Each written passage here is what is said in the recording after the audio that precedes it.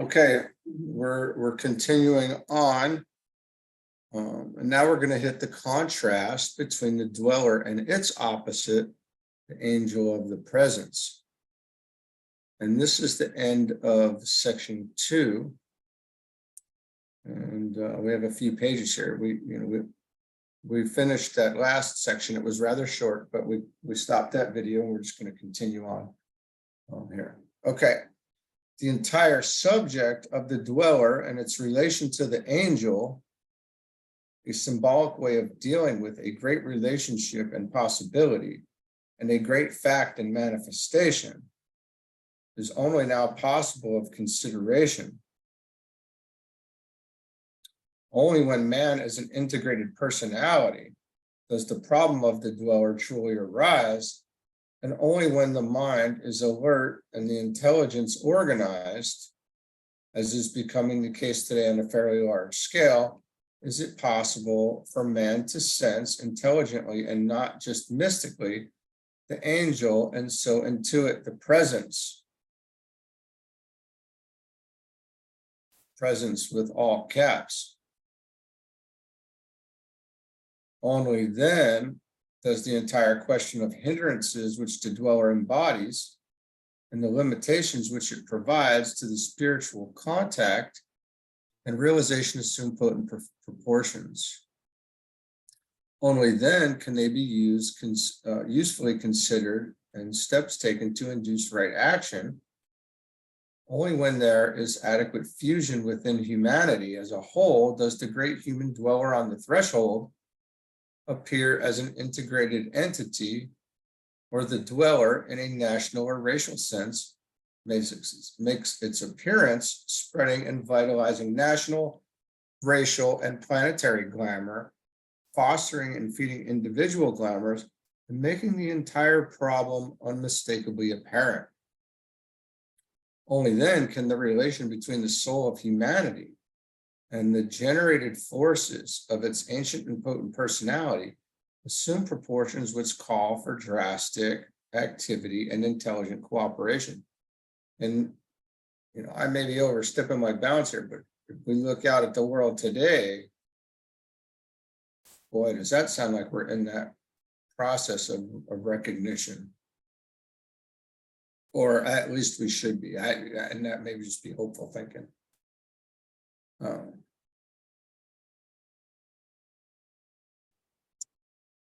Yeah.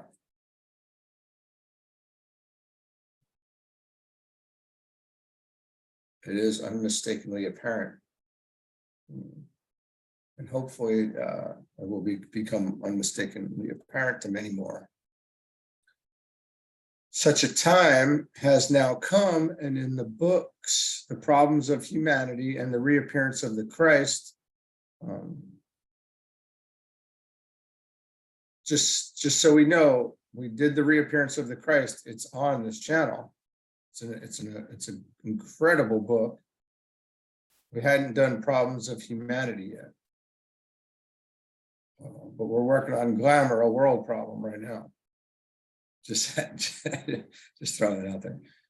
Such a time has now come, and in the two books, The Problems of Humanity and the Reappearance of the Christ, and also in the Wesak and June full moon messages, I have dealt with this most practical and urgent situation, which is in itself the guarantee of human progress towards its destined goal, as well as the assertion of its major hindrances to spiritual realization. The sections on which we shall now be engaged are of prime importance to all who are in training for initiation. I said in training, my brothers. I did not say that you would take initiation in this life. I know not myself whether you will or not, or no. The issue lies in your hands and in your planned destiny, planned by your souls. Your problem is essentially that of learning to handle the dweller on the threshold and of ascertaining the procedures and the processes whereby the momentous activity of fusion can take place. Great word there, fusion. That, I use the word precipitation a lot, to precipitate, And fusion is a great word. I'm glad to have seen that there. That's the best use of that. Now I know. Through the medium of this fusion, the dweller disappears and is no more seen, though still he functions on the outer plane. The agent of the angel, the light absorbs the dweller, and into obscuration, radiant yet magnetic, this ancient form of life dissolves, though keeping still its form. It rests and works, but is now not now itself. Such are the paradoxical statements of the old commentary. And oh boy, that is such a powerful statement and alludes to so much. The dweller disappears and is no more seen, though still he functions on the outer plane.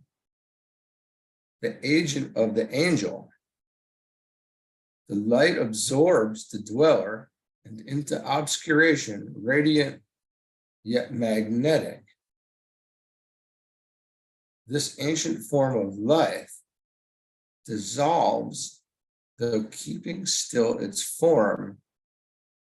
It rests and works, but is not now itself. Unbelievable. If that should put something incredible into our minds there. I have earlier defined for you, in as simple terms as possible, the nature of the dweller. I would like, however, to enlarge upon one or two points and give one or two new suggestions, which, for the sake of clarity and for your more rapid comprehension, will tabulate as follows. 1, the dweller on the threshold is essentially the personality. It is an integrated unity composed of physical forces, vital energy, astral forces, and mental energies, constituting the sum total of the lower nature. Okay, that helps. Especially, that constituting the sum total of the lower nature, that really bundles it up for somebody like me who doesn't like, who looks at the overall.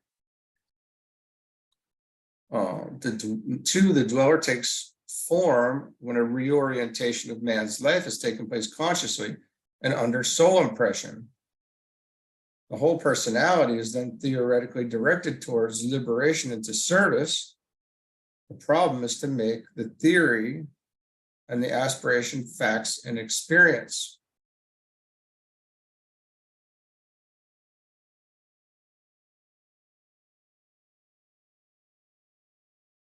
Liberation into service. Beautiful. Lots in those words there too. There's just so much. There's so much contained in such. How could you? It's really unbelievable when you think about it. How much information can be put into just 3 words there, and I mean this in a larger scale too. All of these words that were coming through, going through glamour, illumination, glamour, illusion, Maya, intuition, illumination, intentions, all these. What was the other one? We just did it. It's just crazy. There's just so much in them.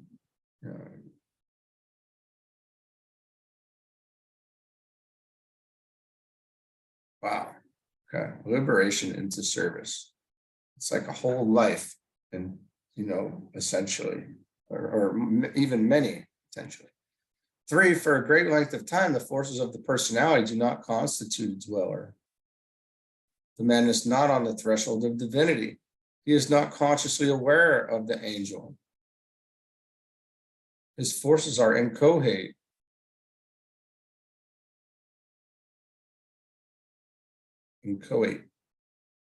He works unconsciously in his environment, the victim of circumstance and of his own nature, apparently, and under the lure and the urge of desire for physical plane activity and existence. When, however, the life of the man is ruled from the mental plane, plus desire or ambition, and he is controlled at least to some large extent by mental influence, then the dweller begins to take shape as a unified force.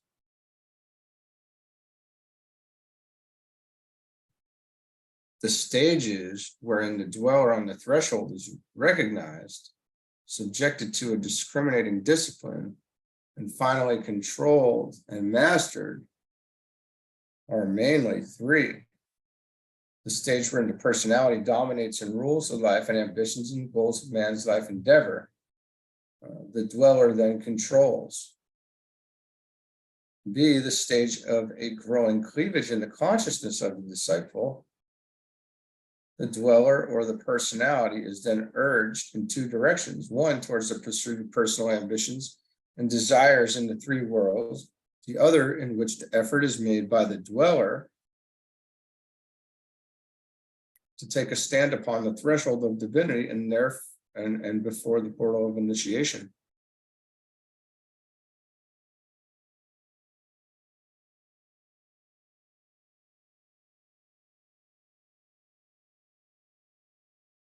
Well, there's a big difference as I'm looking at this right now, between A and B, the stage wherein the personality dominates. The dweller then controls. And then we have the stage of a growing cleavage in the consciousness, a growing separation in consciousness. The dweller is urged in two directions.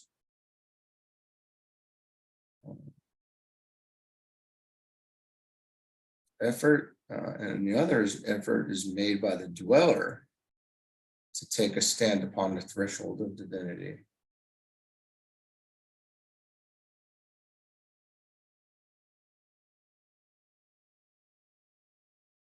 And then C, the stage wherein the dweller consciously seeks the cooperation of the soul, and though still in itself essentially constituting a barrier to spiritual progress, is more and more influenced by the soul than by its lower nature. Well, those stages are very interesting. There's lots of letting go. There's a lot of letting go in there, and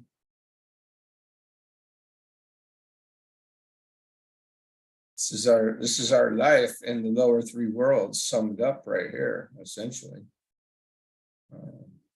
The process of liberation into service, Then the final stage is reached, and many are now reaching it today. When the final stage is reached, the disciple strives with more or less success to steady the dweller by learning to hold the mind steady in the light, and thus controlling the lower nature. In this way, the constant fluid changefulness of the dweller is gradually overcome. And the key word there, I want to say, is gradually. Its orientation towards reality and away from the great illusion is made effective, and the angel and the dweller are slowly brought into a close rapport. In the earlier stages of effort and of attempted control, the dweller is positive and the soul is negative in their effects in the three worlds of human endeavor.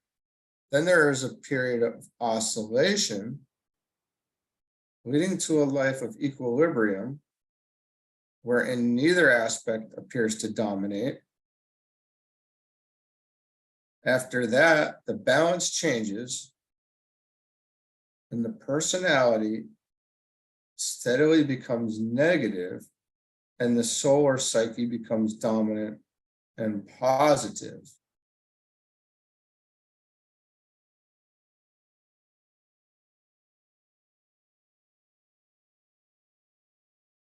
So that is very deep. That is something that can shut me up, honestly, for quite a bit of time right there. And you could really just spend a bunch of time on that. 7, the astrological influences can potently affect these situations. Speaking generally and within certain esoteric limits, it might be noted that a Leo controls the positive dweller, Gemini controls the process of oscillation, and Sagittarius controls the negative dweller. It might be added that the 3 signs, Scorpio, Sagittarius, Capricorn, lead finally to the fusion of the dweller and the angel. The soul ray controls and conditions the activity of the angel and its type of influence upon the dweller. It affects karma, times, and seasons. The soul ray and conditions. Wait, let me read this again. The soul ray control. Okay, I'm sorry. The soul ray controls and conditions the activity of the angel and its type of influence upon the dweller. It affects karma, times, and seasons.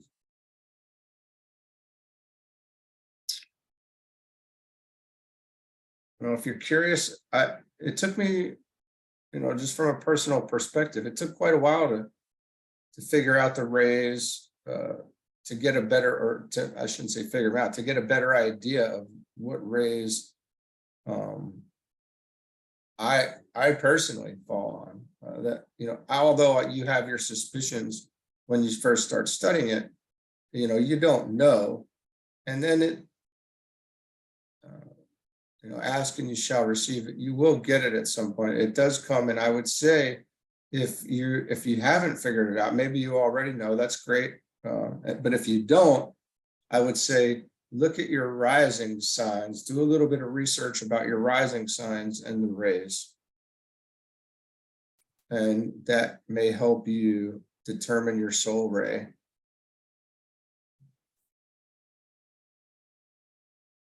We'll leave it at that. That's all I needed to say there. The personality ray controls 9. The personality ray controls the dweller in all the earlier states and up to the time when the soul ray begins steadily to produce a growing effect.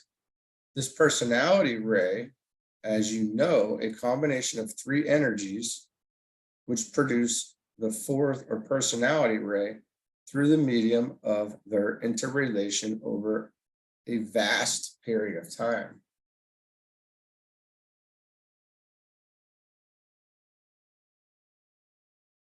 Because you're bringing with you, you know, we're ultimately bringing with us all the experiences from previous lives.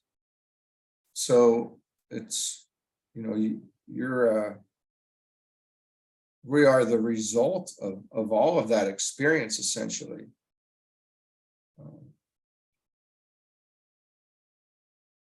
And that all the knowledge of that is being stored up for us in the soul, by the soul,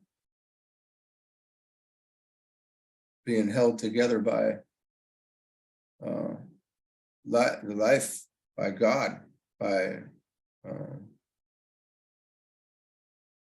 life force, by vital life force, whatever name you want to call it, God. It's holding it together.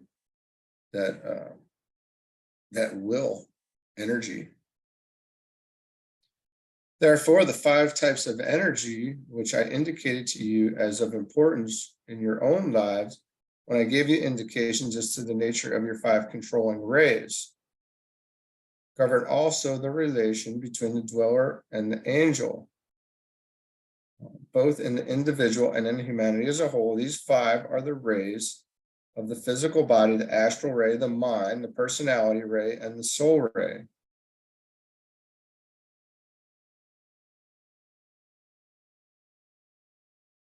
The rays which govern humanity and which condition humanity, and the present world problems are as follows. All right, so which is this? The rays which govern humanity and which condition humanity, and the present world problems are as follows. A, the soul ray, second. These are the rays which govern humanity and which condition humanity. Second ray, humanity must express love. The third, developing intelligence for transmutation into love wisdom. So we're turning, and here we're turning our intelligence into wisdom and love. Right? And this is hugely important right here, right? This is all coming together as synthesis. Scientific achievement, okay, idealistic development, and the physical planes, organization, business, and or ceremonial order down here. Order, organization, same. The fourth ray, we're about to talk about it. I'm not going to say anything. I believe that comes in 2025. The soul ray controls for an entire life period. The personality rays given above are for the Piscean age, which is now beginning to pass out. But these have definitely and irrevocably conditioned humanity. These have definitely and irrevocably conditioned humanity.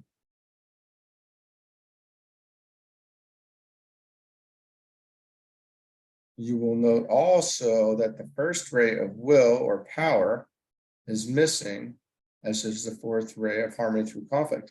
This fourth ray is always active as it controls in a peculiar manner the fourth creative hierarchy, and might be regarded as forming the basic personality ray of the fourth creative hierarchy.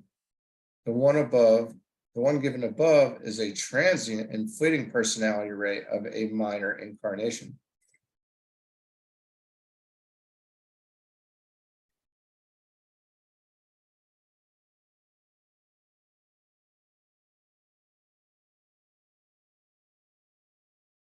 In the Aquarian age, which is rapidly coming, the dweller will present slightly different personality forces.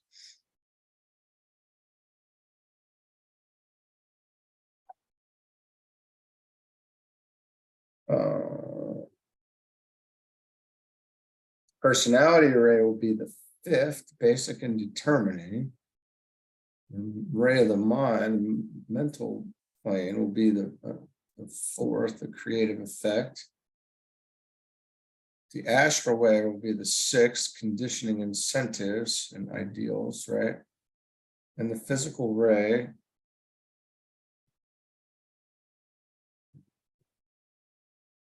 this is the dweller.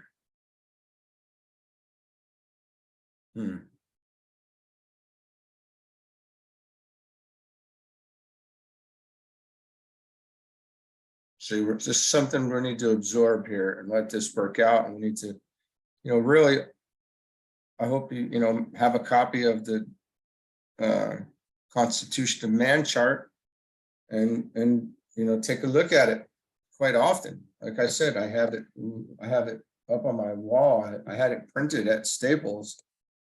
I can send you a copy of that file and you can have it made for yourself. I think it was about $30, but I sit and contemplate on that quite often, daily, I would say almost. And these things do come together. Just it's never as fast as we want because we want it instantly. I've had to learn a lot of patience with that, but nevertheless, and even though I've been wrong for periods of time where I thought I had the right understanding, to find out later that it was preliminary and it was not necessarily correct. And just, things just open up and they're very much new. And so now I've learned where I don't even know where it's going. So essentially, I just leave it. Although I do contemplate, I don't try to come to any, real fine, determinations. But each great cycle in the zodiac is in the nature of an incarnation of the human family. Oh, that is great. And each great race is a somewhat similar happening. Wow. The latter is, however, of more importance where the human understanding and consciousness is concerned. The analogy is to the few important incarnations in the life of the soul, in contradistinction to the many unimportant and rapidly succeeding incarnations. Of the important incarnations, there are three which are of major import: the Lemurian, Atlantean, and Aryan. Each race produced its own type of dweller on the threshold who was placed at the close of the spiritual cycle, not the physical, which goes on to crystallization, who's faced at the close of the spiritual cycle when maturity was achieved and a certain initiation became possible for its advanced humanity. All right. 15, when the racial incarnation of a zodiacal cycle synchronized, which is not always the case, then there comes a significant and important focusing of the attention of the dweller on the angel, and vice versa. This is taking place at this time at the close of the Piscean era, and when the Aryan race has reached maturity and a relatively high watermark of development. Discipleship is significant of maturity, and it is with mature development that the dweller is met. The Aryan race is ready for discipleship.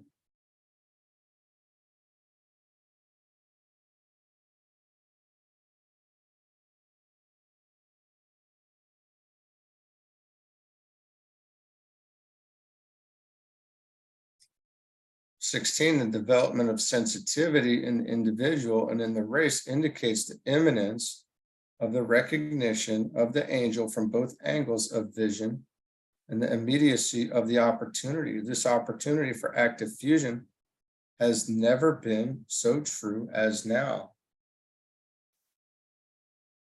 And in a lot of ways, this is our motivation, right? This is our motive. After we recognize this, how could it not be?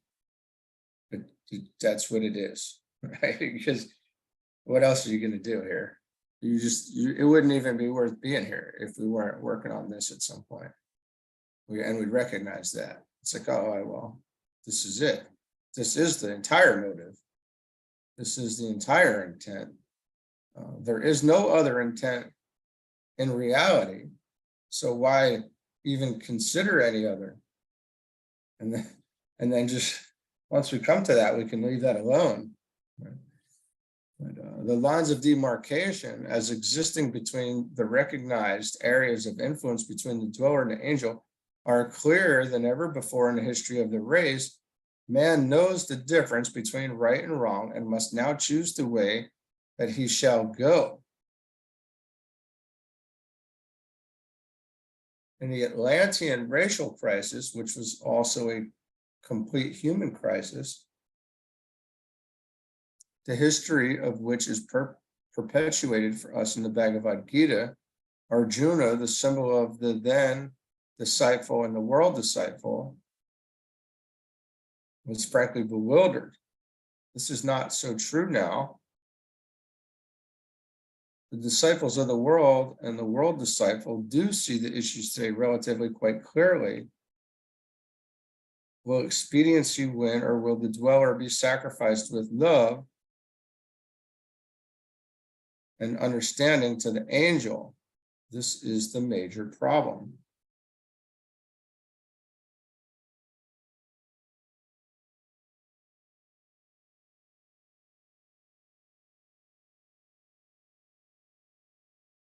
I will ask you, my brother, to do two things. Study the above ideas in the light of the present world crisis. Excuse me. And then the light of your own soul personality problem.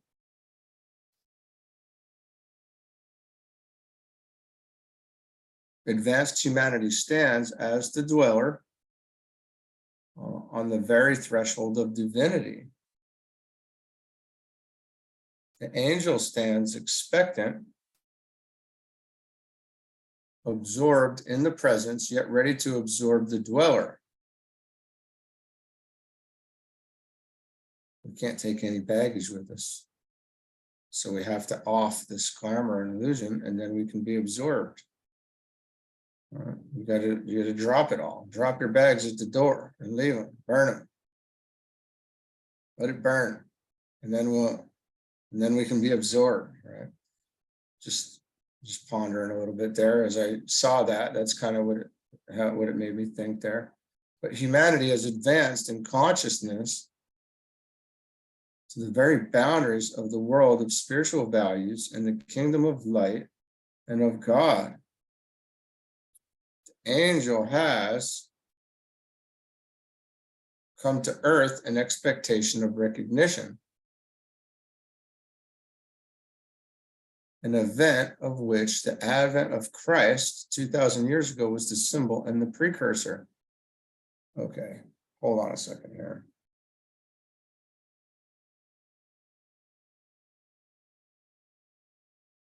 Advanced humanity stands as the dweller on the very threshold of divinity. The angel stands expectant, absorbed in the presence, yet ready to absorb the dweller. Humanity has advanced in consciousness to the very boundaries of the world of spiritual values and of the kingdom of light and of God.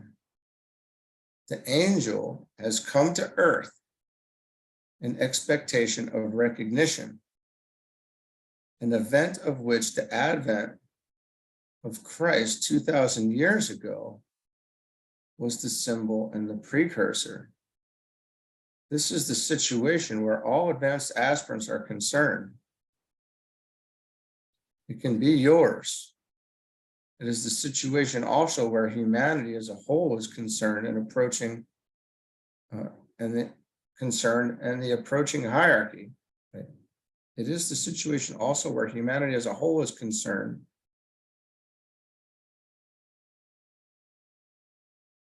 and the approaching hierarchy. Consciousness of humanity from the higher and spiritual standpoint functions today through the steadily growing band of world servers.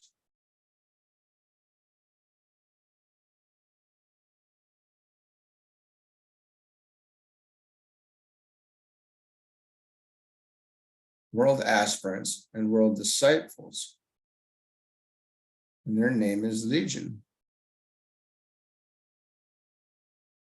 Humanity today is the dweller, whilst the hierarchy of souls is the angel, and behind stands the presence of divinity itself, intuited by the hierarchy and dimly sensed by humanity, but providing in this manner that threefold synthesis, which is divine manifestation in form.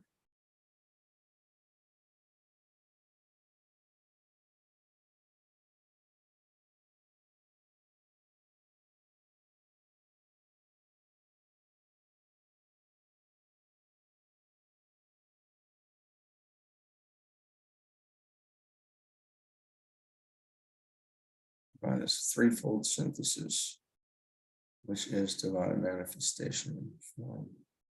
Wow. All right. Well, all these three have powerful emanations, though the emanation of the presence via Shambhala has been wisely held in leash since the human race came into being. They all have auras, if you care so to call them. And in the three worlds at present, that of the dweller is still the most powerful. Okay.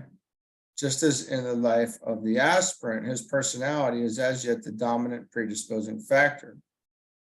It is this powerful human emanation which constitutes the major glamour in the life of humanity and of the individual disciple. It is a synthesis of glamour, fused and blended by the personality ray, but precipitated by the effect of the steadily influencing soul ray.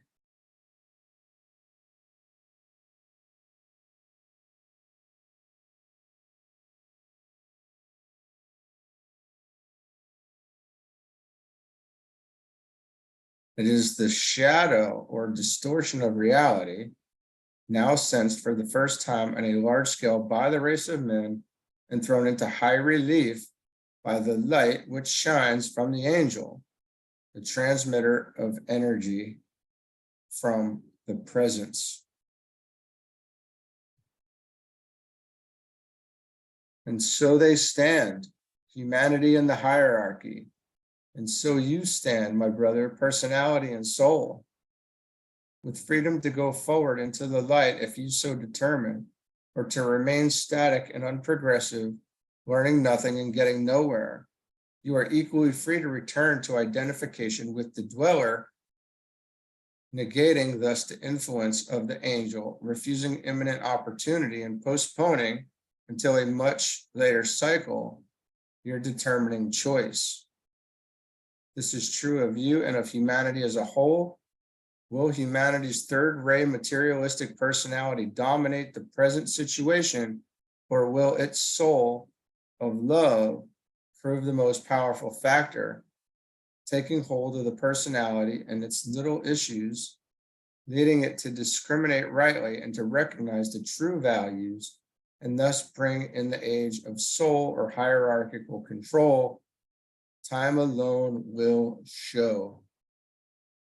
I will give you no more today. I am anxious for these essential statements to be mastered by all of you prior to our taking up section 3. I am anxious too for the general group instructions, which you have lately received, to take much of your time, interest, and attention.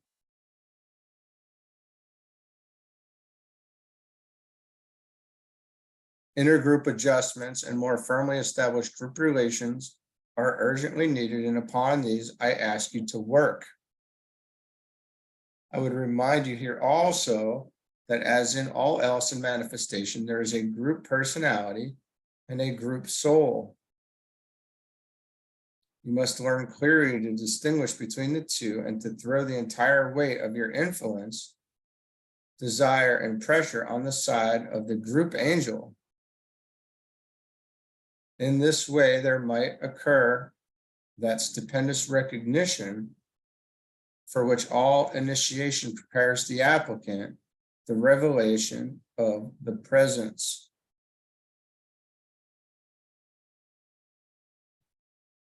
Well, friends, another intensely powerful section here. The opportunity is very clear. And in my mind, some of us have set our feet on the path and are not moving them right. We're moving only forward. But then it's, we need, in my mind, as I read this, I'm going, oh, this is so powerful. I just wish I could get this message to more, this message of the opportunity that's available and the implications of not taking it as well. As this being the choice to go, to be in the flow with this evolution, or really to be involutionary and work against it in a lot of ways. It's not even, DK is not even saying to be on the hyper, some hyper train, fast track, saying get in the flow with it. instead of postponing until a much later cycle any growth. Okay, good stuff. And then we'll get started in section 3, the ending of glamour, and how we're going to dissipate it and get rid of it, and how all these things are going to come to an end, probably tomorrow. All right, have a good one. Thanks.